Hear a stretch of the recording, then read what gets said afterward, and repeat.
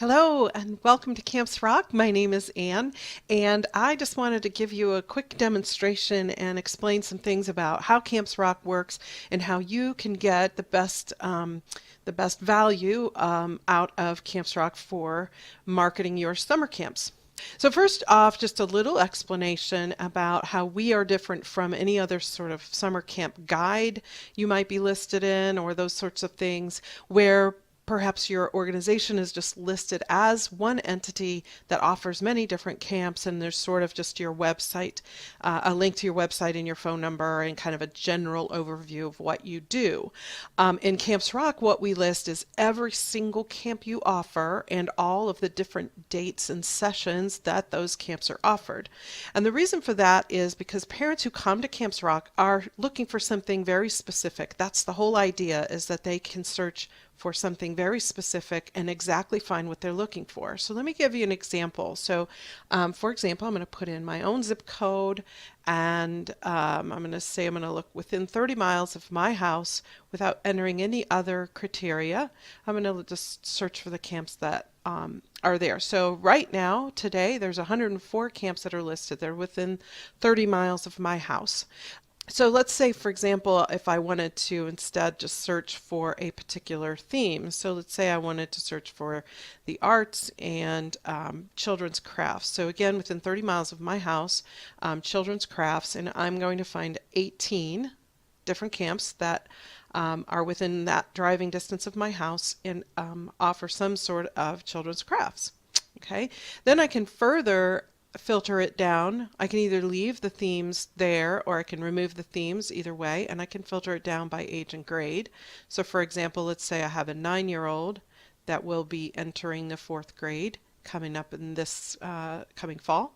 And I'm still looking for children's crafts, and now I've got 13 camps that match that. So I know my 9-year-old could go to any one of these 13 camps and get good children's crafts to do for their summer. Okay, so that's the first reason why you want to list out each and every individual camp that you offer.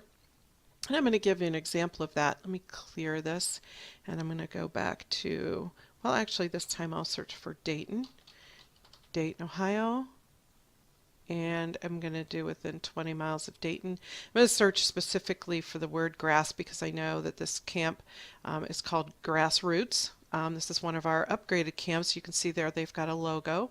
And when we click in, we can see a long description of their camps and some photos. So that's an example of an upgraded camp. But anyway, my point here is to show you that they have 10 different camps. That's everything that they offer throughout the summer, and each one has a different description. So this is for teens. They might have different age ranges. So this is for 3 to 12 years old, 13 to 17 years old. Then I also want to show you another one. It's another good example. This one's called Twigs Kids. I'm actually going to expand this to 30 miles. So this camp is called Twigs for Kids. I'm sorry, Twigs Kids Gymnastics. And you can see here it says it lists multiple sessions offered. So when you click into their camp, you will see she's listed out each and every week. This is the way you're supposed to do it if you have multiple sessions.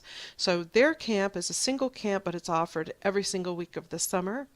And so this is really important to do. They really should be listed out individually as sessions rather than just saying that we offer camps from June 4th through August 17th, that each and every one is listed out. And I'll explain to you why if you come back here. If it was just listed that this was from June 4th through August 17th, then when a parent looks at this, they're going to assume that that means that camp is all summer long. Of course, it's $50, which would maybe give them a trigger that it isn't all summer long. But anyway, the other thing that causes a problem for that is if a parent searches on date range, which they do, if your camp was listed as having just from June 4th through August 17th, and a parent was looking for, July, let's just say they were looking for July 9th through July, maybe they said, I have these 3 weeks open. I want to see everything within those 3 weeks. And And this one comes up because it does fall. They have multiple camps that fall within that date range. On the other hand, if it was the full summer, it wouldn't actually show up because Camps Rock, in terms of us searching through the database to find camps that match this parent's needs, we would see that your camp began on 6/4 and therefore you didn't fall within that date range, if that makes sense. So anyway, you definitely want to make sure that if you have a camp, or maybe you have multiple camps that are run multiple times of the year of the summer, you do need to list those out as individual weeks. But I will show you an example of one that does list, and let me clear everything out, and I'm going to look for Cincinnati. And I'm actually going to search for the word Cincinnati because I know that's in the title of their camp. So I'm searching for Cincinnati, and here's my Cincinnati Recreation Commission. Now, they do, except for this first camp called Camps for Champs, but everything else they do offer, it is the entire summer. So it begins on May 31st and it ends on August 10th. But the full price for the entire year is $1,145. That is, well, first it's an indication to parents that that truly is a full summer long camp. So if you register for this camp, it truly is for the entire summer. So that's the correct way to enter it for this particular camp. And then finally, I want to show you an example of a camp. Let's see, this time I'm going to look at Indianapolis. And I'm going to, let's see, show you a camp called, it's called Jameson Camp, if I can type right. This one happens to be an overnight camp. There they are. And they offer, you see, multiple different camps, 9 different variety of camps. And if I click through to, this will be another good indicator for you and your own camps if you were to go to your own website and what parents are seeing. So let's just say they have a whole bunch of different overnight camps. And down at the bottom here they show their brochure. You can see here that they have overnight session 1, which is for 7 through 11-year-olds, and there's the title of it, Wizardry Wonder. And so you can see that they have, they have 7 different overnight camps and they have a full week day camp. And so that's where they have accurately listed their camps.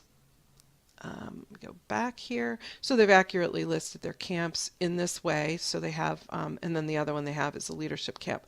That's for campers in training, or I'm sorry, counselors in training. But anyway, so if your own marketing materials look sort of like this, where every week has a different title, a different description, a different age range, maybe different prices. Those are all indicators that that should be listed as a separate camp in Camps Rock. Okay, so that hopefully gives you some ideas of how you will want to list your camps based on sorts of things you offer to get the best value out of getting your listings up on Camps Rock. Okay, thanks.